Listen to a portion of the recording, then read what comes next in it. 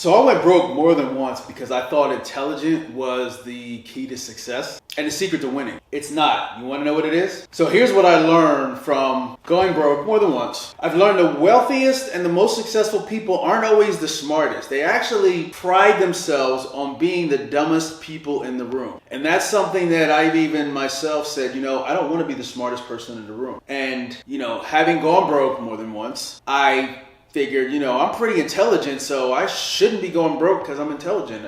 I'm smart. I have street smarts. I've got book smarts. And that's what we're taught and we think is the key to success. Not just financial success, but success in general. And after learning the same lesson several times, I've learned that's not actually the case. So what actually is the case?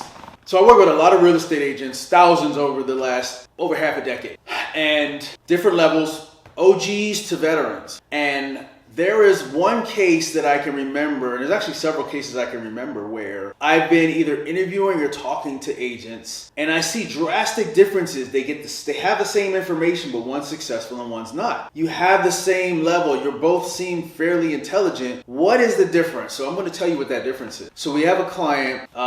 Actually, he's not a client. He's more of I have an associate.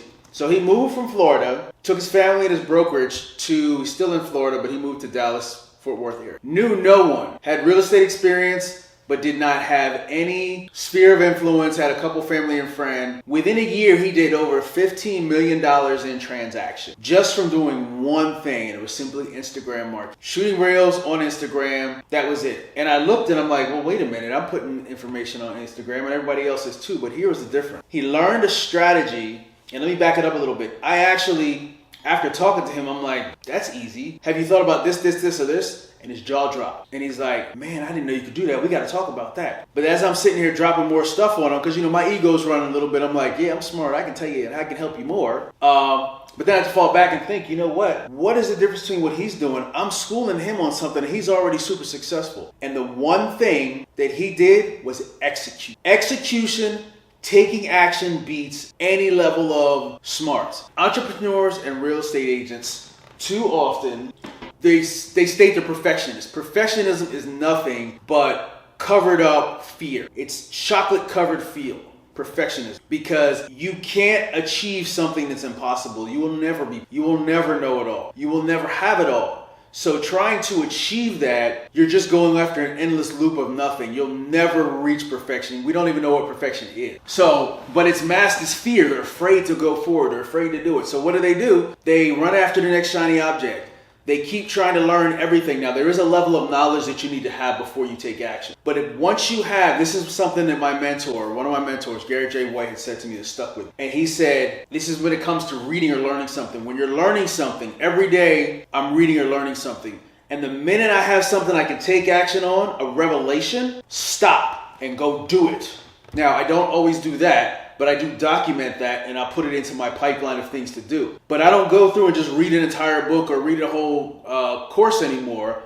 I read it enough to stop and get in action and go. That is the difference between those that are wealthy and successful. They consistently take action. Those are the two keys to success: consistency and taking action. Being smart is actually a gift and a curse. And it can be more of a curse. I have about 5 very, very, very smart and accomplished counterparts. And we all say this all the time. We get in our own way because we're too smart for our own good instead of taking action. Now, I'm not a military person, so if you're military, this is the first thing that pops in my head. But you have your generals and you have your soldiers. I know there's in between, but I'm just going to go high level. I have general thinking, meaning CEO thinking, CEO strategy. I love sitting down and coming up with ideas and putting things together and doing the high level. I used to be the soldier where I was just doing. It's become more of a bottleneck. And the curse being at the general level, because I'm so busy thinking like, hey, I should do this. If I don't have soldiers down there, I have to jump down and be the soldier that just did the plan I put together and go. And that is something that folks that don't have that CEO level thinking or eventually want to be the generals, then they're just in the middle, learning, trying something, or they're actually not even trying something. They're just learning and going down rabbit holes of, I'm going to do a webinar on buyers. I'm going to do a webinar on sellers. I'm going to run Craigslist ads. I'm going to run Facebook ads. I'm going to run Google ads. I want to do your new construction campaign. And they're bouncing all over the place, but they don't stop and be consistent with one thing.